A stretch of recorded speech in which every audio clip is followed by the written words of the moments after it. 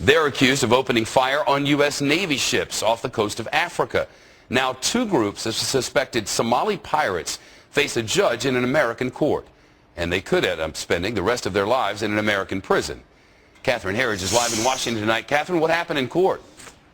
Well, Shep, just a short time ago, we got some new video from the courthouse in Norfolk. What you see is the alleged pirates leaving the courthouse after the hearing. What we learned today from court is that none of the men speak English. One entered a plea of not guilty.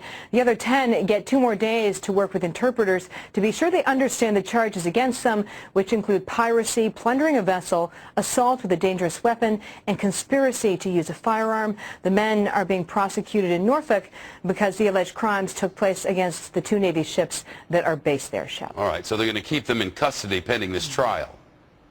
Well, the judge said in court today that he's going to detain them because of the severity of the alleged crimes against them, the fact that they speak no English, they have no ties to the community in Norfolk, so they are a flight risk, and they have no visas to be in the United States. They are simply here to stand trial for the alleged crimes against them.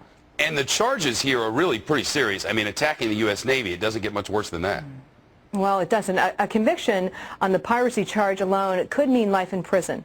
The men are accused of 2 attacks. The first was on March 31st on the USS Nicholas. The accused were looking for a merchant ship. It was dark, it was nighttime, and they came on the Nicholas, which is a Navy frigate, as you can see, and the pirates simply got more than they bargained for. Now, the second incident was on April 10th when the USS Ashland fired on one of the pirate ships. You can see there it was set on fire. It eventually sank, leaving the pirates in the middle of the Gulf of Aden, and sailors on the Ashland went on to save these men. They hauled the 6 Somali men on board, and they eventually gave them medical treatment, Shep, before they came here to the U.S.